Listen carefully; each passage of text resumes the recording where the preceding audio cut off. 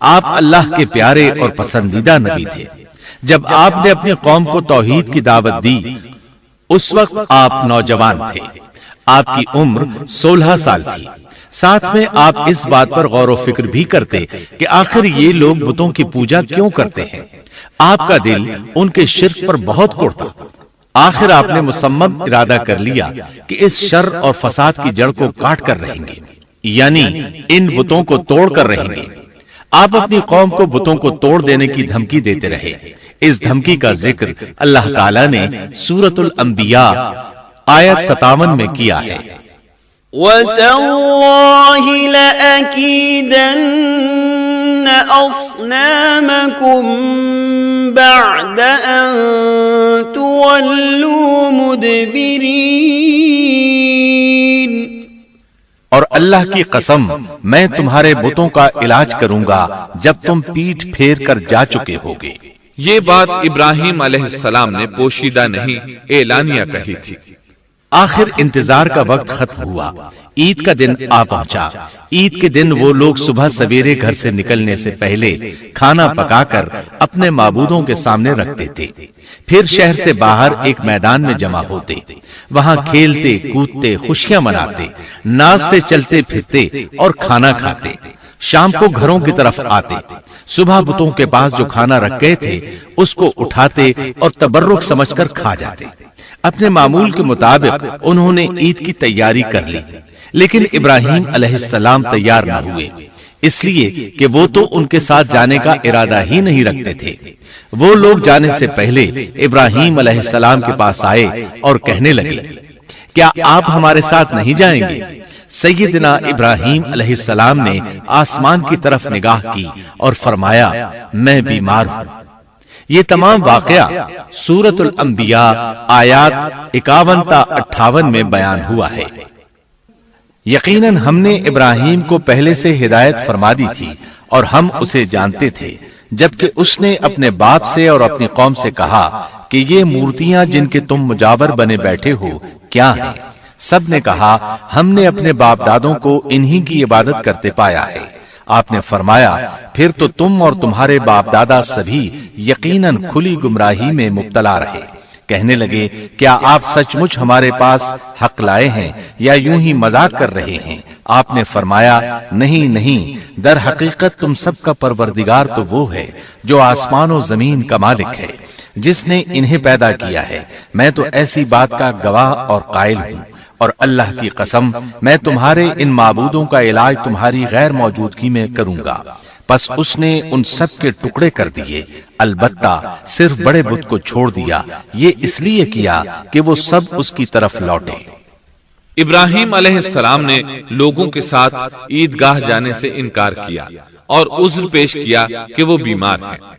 وہ لوگ آپ کو چھوڑ کر چلے گئے۔ بعد میں ابراہیم علیہ السلام ان بتوں کے پاس گئے، دیکھا کہ ان کے سامنے کھانا پڑا ہے۔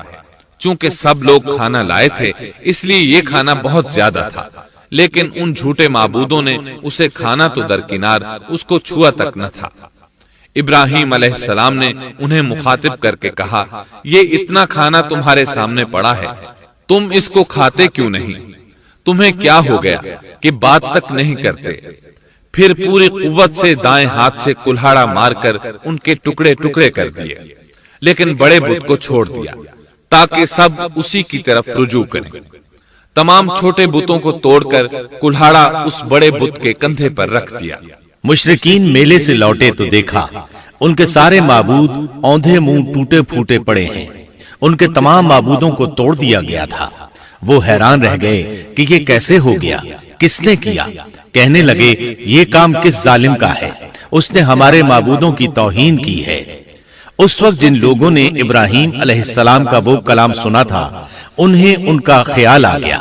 کہنے لگے، وہ نوجوان جس کا نام ابراہیم ہے اسے ہم نے اپنے بتوں کی مذمت کرتے سنا ہے۔ اللہ کی قدرت کہ ابراہیم علیہ السلام کا جو مقصد تھا وہ خود بخود پورا ہو رہا تھا۔ قوم کے لوگ مشورہ کر رہے تھے کہ سب کو جمع کرو اور اسے بلاؤ، پھر اسے سزا دو۔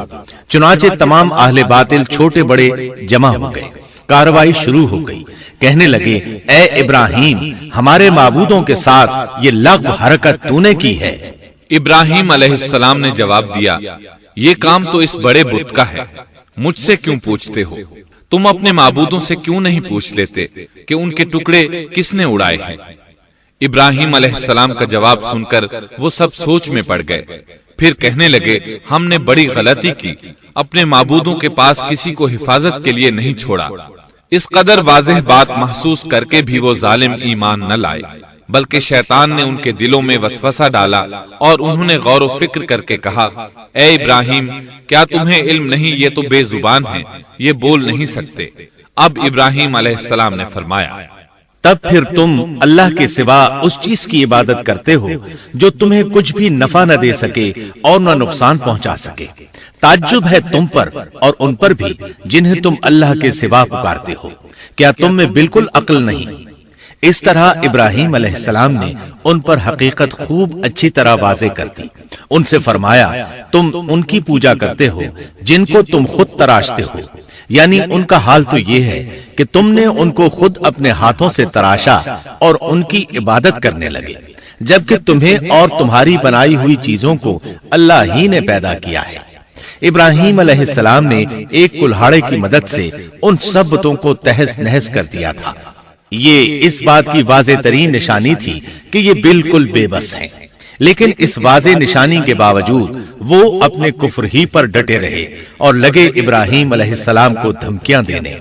قالوا ابنوا له بنيانا فألقوه في الجحيم، کہنے لگے، اس کے لیے ایک آتش کدہ بناؤ اور اسے اس دہکتی آگ میں ڈال دو۔ پھر ان لوگوں نے ایک چٹیل میدان کا انتخاب کیا جہاں مٹی نام کی کوئی چیز نہیں تھی۔ اس میدان کو پتھروں کی باڑ کے ساتھ گھیر دیا گیا۔ پھر سب لوگوں کو حکم دیا گیا کہ وہ لکڑیاں جمع کر کے اس گھیری ہوئی جگہ میں رکھیں۔ چنانچہ سب لوگ لکڑیاں جمع کر کے وہاں لانے لگے، یہاں تک کہ عورتوں اور بچوں نے بھی اس کام میں بڑھ چڑھ کر حصہ لیا۔ میدان میں اتنی لکڑیاں جمع ہو گئیں کہ زمین نظر نہیں آتی تھی۔ یہ لکڑیاں زمین پر ایک اونچی دیوار محسوس ہوتی تھیں۔ پھر ان لکڑیوں کو آگ لگائی گئی۔ جب آگ کے شعلے آسمان سے باتیں کرنے لگے تو انہوں نے ابراہیم علیہ السلام کو آگ میں ڈالنے کے لیے ایک جھولا تیار کیا۔ اس میں سیدنا ابراہیم علیہ السلام کو رکھا گیا۔ اس وقت آپ نے یہ دعا پڑھی، حسبنا اللہ ونعم الوکیل، ہمیں اللہ کافی ہے اور وہی بہترین کارساز ہے۔ یہ کلمہ ہر محتاج اور مصیبت زدہ کو پڑھنا چاہیے۔ بخاری میں ہے، رسول اللہ صلی اللہ علیہ وسلم نے فرمایا، حسبنا اللہ و نعم الوکیل ابراہیم علیہ السلام نے اس وقت فرمایا تھا جب انہیں آگ میں پھینکا جانے لگا تھا۔ مطلب یہ کہ ہم اللہ ہی پر بھروسہ کرتے ہیں، اس کے سوا ہمارا کسی پر بھروسہ نہیں۔ بعض روایات میں یہ بھی ہے کہ جب ابراہیم علیہ السلام کو آگ میں ڈالا جانے لگا تو جبریل علیہ السلام آئے اور کہا، اے ابراہیم، کوئی حاجت ہے تو میں حاضر ہوں۔ ابراہیم علیہ السلام نے فرمایا، اگر تم اپنی مرضی سے آئے ہو تو مجھے تمہاری کوئی ضرورت نہیں۔ ایک دوسری روایت میں ہے کہ بارش کے فرشتے نے حاضر ہو کر کہا تھا، اے ابراہیم، مجھے حکم دیجئے، میں بارش برسا کر اس آگ کو بجھا دوں۔ لیکن ایسی تمام روایات ضعیف ہیں۔ یوں بھی اللہ کا حکم ان سے پہلے کام کرنے والا تھا۔ اللہ تعالیٰ سورہ انبیاء آیت 69 اور 70 میں فرماتے ہیں، قلنا یا نار کونی بردا وسلاما علی ابراہیم وَأَرَادُوا بِهِ كَيْدًا فَجَعَلْنَاهُمُ الْأَخْسَرِينَ۔ ہم نے کہا، اے آگ ابراہیم پر ٹھنڈی ہو جا اور سلامتی والی ہو جا۔ گو انہوں نے ابراہیم کا برا چاہا لیکن ہم نے انہیں ہی نقصان پانے والا کر دیا۔ چنانچہ جب ابراہیم علیہ السلام کو آگ میں ڈالا گیا تو وہ ٹھنڈی ہو گئی۔ ابن عباس رضی اللہ عنہما فرماتے ہیں، اگر اللہ تعالیٰ آگ سے یہ نہ فرماتے کہ سلامتی والی ٹھنڈی ہو جا تو وہ اس قدر سرد ہو جاتی کہ اس کی ٹھنڈک سے تکلیف محسوس ہوتی۔ گویا آگ بھی اللہ کے حکم کے بغیر نہیں جلا سکتی، چھری اللہ کے حکم کے بغیر نہیں کاٹ سکتی، اس لیے کہ یہ بھی اللہ کی مخلوق ہیں اور ان کی قدرت بھی اللہ کے پاس ہے، وہ چاہے تو ان کو قدرت عطا کر دے، چاہے تو قدرت واپس لے لے۔ آگ کو ٹھنڈا ہونے کا حکم ہوا، وہ ٹھنڈی ہو گئی۔ اس نے نہ ابراہیم علیہ السلام کے کپڑے جلائے، نہ جسم کے کسی حصے کو کوئی نقصان پہنچایا، صرف وہ رسیاں جلائیں جن سے آپ کو باندھا گیا تھا۔ سبحان اللہ۔ لوگ آگ کے گرد اس انتظار میں کھڑے تھے کہ جو ہی انہیں آگ میں پھینکا جائے گا وہ جل کر راکھ ہو جائیں گے، لیکن وہ یہ دیکھ کر حیران رہ گئے کہ ابراہیم علیہ السلام بڑے ناز سے آگ کے درمیان بیٹھے ہیں۔ بعض روایات میں ہے کہ ابراہیم علیہ السلام فرمایا کرتے تھے، مجھے ان دنوں جو راحت اور سکون حاصل تھا ویسا آگ سے نکلنے کے بعد نہیں ہوا۔ لوگ اس معجزے کو دیکھ کر حیرت زدہ تھے۔ پھر ابراہیم علیہ السلام آگ سے نکلے۔ اتنا بڑا معجزہ دیکھنے کے باوجود لوط علیہ السلام کے سوا کوئی شخص پورے بابل شہر سے ان پر ایمان نہ لایا۔ اللہ تعالیٰ فرماتے ہیں، فآمن له لوط، پس ابراہیم پر لوط ایمان لائے۔ مطلب یہ کہ پوری بستی سے لوط علیہ السلام تھے جو آپ پر ایمان لائے تھے، باقی تمام لوگ کفر ہی پر ڈٹے رہے۔ ابراہیم علیہ السلام ان کا رویہ دیکھ کر نا امید ہو گئے کہ اس سے بڑھ کر یہ کون سا معجزہ دیکھنا چاہتے ہیں۔ ان کے بتوں کو توڑ دیا گیا، اپنی آنکھوں سے اللہ کی نشانی ان لوگوں نے دیکھی، پھر بھی یہ ایمان نہیں لائے، چنانچہ آپ نے وہاں سے ہجرت کا ارادہ فرما لیا۔